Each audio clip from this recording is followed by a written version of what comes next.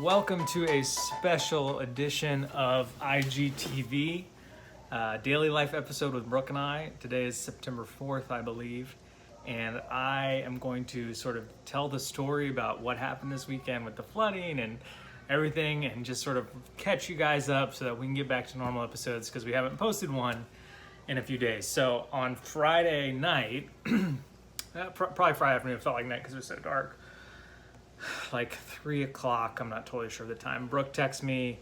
She's like, hey, I'm gonna run to Target, it's raining, and our town can flood and has flooded in the past. And so she's like, I want to get to Target and get back before some of the roads close, which is kind of a pretty common thing with any sort of heavy rain. And I was like, oh, sounds good, and supply can be close to some of that flooding, but as of now, it's not gotten that close. And so so she left and went and ran her errands, and then as she was coming back, I was like, hey, why don't you stop by Supply and just like take a picture of where the water is and how close it is, and then if we should be concerned, and because a couple weeks ago it kind of got right up to the front door, like right up to like the front stairs of Supply, and it had rained so hard. And so my thought was, well, if that didn't cause flooding, then almost nothing would. That was kind of my thought. But she texted some photos and she's like, it's getting kind of close. And so then she came home and I was like, I think I'm just going to walk in just so I can be there just in case, it starts to flood and someone needs to panic and move the furniture around and stuff like that. So I borrowed a raincoat and I started walking, which I took a live feed as I was walking there. And the first live feed was just like, here, it's like raining really hard. There's lots of puddles. And then I got to kind of where the creek was on my way to Supply, and I kind of walked through water, and it was about knee deep. And it was at that point that I was like, okay, this is pretty serious. So then I got to Supply. There wasn't any water on the parking lot side or behind the building, but there was water on the street side. So I kind of walked around, trudged through the water, and it was getting pretty high. And I was taking a live feed the whole time, and I kept joking about how crocodile's gonna get me and pull me under, and I think that's part of the reason people were tuning in. And I went in the building and kind of like dried off, changed my clothes, and was kind of just keeping an eye out on things. And it was getting closer and closer. So I decided that I would start being proactive and start moving some stuff off the floors. And so I kind of went around to all our different tenants and was moving things off the floors. And as I was moving some of the things from Men of Iron in our building, I ran out because I was like, I'm gonna move stuff to the main area because that area is still dry. At least that's what I thought. So I turned the corner and slipped because water had poured in and I didn't see it, and I slipped. And so I fell pretty hard, and I was like, okay, that's not gonna work because water's coming in and out on every direction. So then it went to like panic mode of just moving everything up that I could. So I went to every office and moved everything up, and within I think like 20 minutes, the whole floor was covered in water. But what's crazy is like the water actually outside was higher, like through the glass garage doors, I could see the water outside was about this much higher. So I was just moving things, and then I got some of our event tables out and moved some couches on there and some wooden furniture. And then Justin and Garrett showed up and they helped me move the rest of the wooden furniture up. And, that was really all that we could do, at that point. So we went home, and when I walked to Supply, the deepest area that I walked in was knee deep. And when I walked home, it was all the way up to my chest.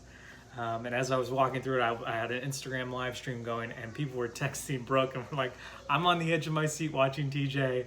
I'm partly watching just in case he goes under and I can call someone. But I made it home safely. People were yelling at me like, what are you doing out there? But I had to get home, clean myself off.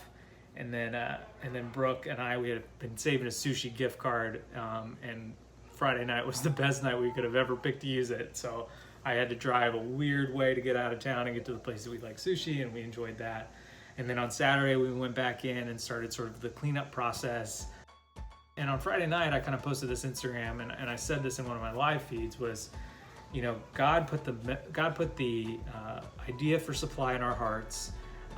And when he did that, he saw this flood. And I just keep believing that the next thing that's coming is going to be greater than the past year and some that we've been open. And I'm excited to be a part of that. And I think a lot of times in life, we can sort of feel like all the water sort of surrounding us, and it surrounded Supply and then sort of just attacked all at once. And we can feel that in our own personal circumstances, that the water has surrounded us, and we feel like we're about to be defeated, and we can be crushed by that when the water starts flooding in and disaster strikes, or we make a bad decision or whatever. Or we can trust and be spiritual early adopters to what God has for us next. And so that's what we're believing at Supply. That's what I'm believing for Walk in Love. And I'm going to choose joy despite having our space flooded, because in reality, there's only one choice. There's only two choices. You can choose joy, or you can't, or you don't. And I would rather be a person that chooses joy in all situations, no matter how terrible they seem, because I believe in an eternal God and everlasting hope. So Saturday we cleaned up, the professionals came in, and they started doing their thing, and things are totally disorganized right now. Things are everywhere, furniture's everywhere, but things are getting cleaned up. And the coolest part of the whole situation was on Friday I posted on Instagram, hey guys, our building flooded, it'd be great to have some prayers, and if you want to buy a t-shirt, so be it. And we had one of the best weekends in sales that we've ever had for like this time of year. It's not really like a super busy time. And so we were just overwhelmed by the love and the messages and the texts and the prayers and just the people offering to help and bring dumpsters, and like just so many cool things happened. And Brooke and I, we just feel loved by the community of Walk in Love, and we just feel loved and appreciated. And it was so great to feel that way. And on the other side of that, it was so great for people to be encouraged by the joy that we were choosing despite the situation. And so if you guys feel in your life, here's kind of my final thoughts. If you feel in your life like the waters are sort of closing in all around you, choose joy despite of it, and find the positives in life that you can. For example, when people, I was telling people as they were kind of asking me about the building, I said, well, I've got good news and I've got bad news. The good news is when I slipped on the wet cement on the water and fell, I didn't break my wrist. But the bad news is the whole building flooded. And we're going to take this time to clean out our space. We're going to throw out stuff that we don't need. We're going to kind of clean and simplify the stuff that we have at Walk in Love. We're going to redesign the way that it works so it's cooler and more designery.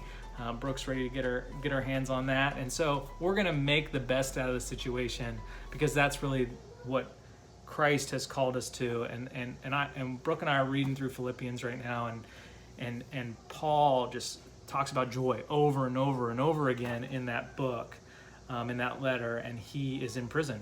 And if Paul can choose joy in prison, we can choose joy in our modern life, in the life that we have now, in the lives as husbands, in the lives as wives, in our lives as parents, brothers, sisters, etc. So that's sort of what's happened over the last few days.